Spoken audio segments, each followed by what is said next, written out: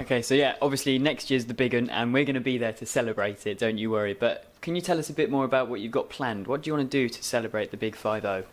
Getting a venue where we could sit down and maybe get a guest speaker in.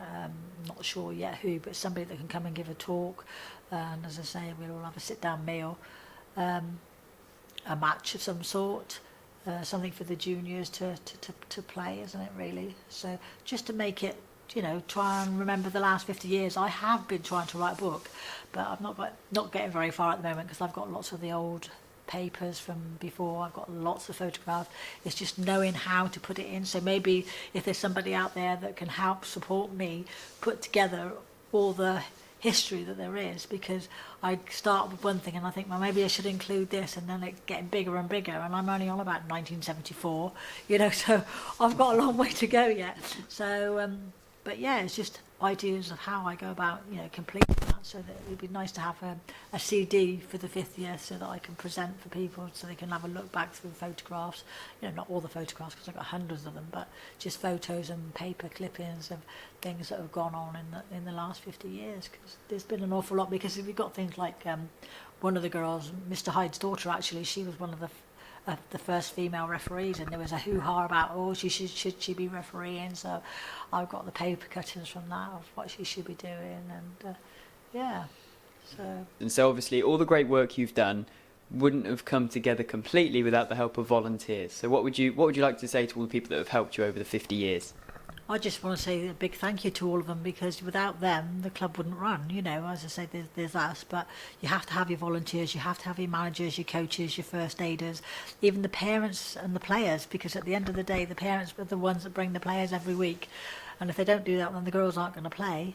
And the girls that turn up every week in the wind and rain sometimes, freezing cold, and train, and then they play their matches on a Saturday or a Sunday, it's fantastic for all of those people, because the thing is, it's about all of them, everybody that helps the club, not just us. It's the whole family community, as we call it. We always think of ourselves as a family club. We try to involve the parents as much as we possibly can. So, so we thank all of those, don't we? We've got the hardcore parents who like to try and help out as much as possible, especially when I've put the barriers up at respect barriers up at football matches at weekends, because we have to do that now by charter standard law sort of thing, and so I put them up, and the volunteers, they take them down for me, so which is a great help. And just that few minutes of them doing that is fantastic. And we've got one or two nice ladies who likes to come and help, so have come on board in the last couple of seasons, 3 seasons or so. So yeah, it's been good. Yeah, been great. Because you have a different crop of volunteers, don't you? The parents come with the girls and when they're younger, and of course once the girls get to 16, 17, they don't want the parents around, they'd rather just go with the ladies teams. And so then you get the next lot come in. So, over the years there's not just been a few volunteers. Same with managers, when their girls get to 16, 17, they decide they've had enough, or they might take them on to ladies. So there's been hundreds of people really as volunteers throughout the club, and you just need all those people all the time. And it's just nice. It would be nice to have some more on board, because our poor treasurer, I know, she was saying to me, this is my last season, and then the next season, this is my last season, so we all say it's the last season, but we're still here. You keep twisting people's arms, so yeah.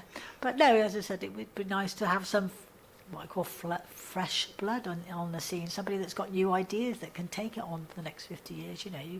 Sometimes you get a bit set in the ways and things, and it'd just be nice to have new ideas. Well, we think you should do this sponsorship this way, or you need to do your media coverage this way.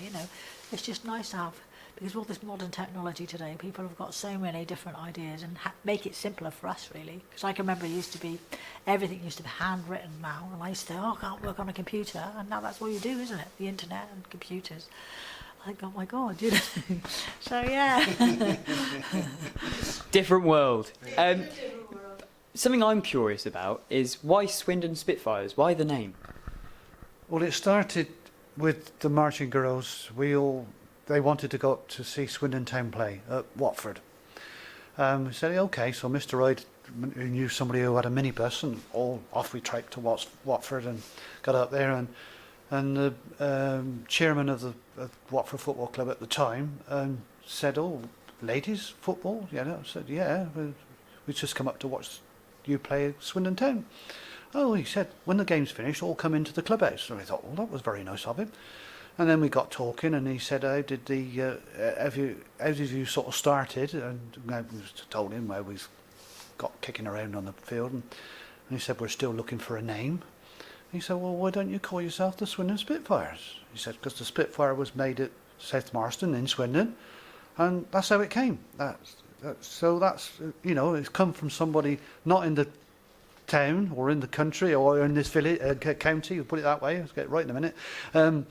It's somebody from Hertfordshire said to say that for us. We thought, why not?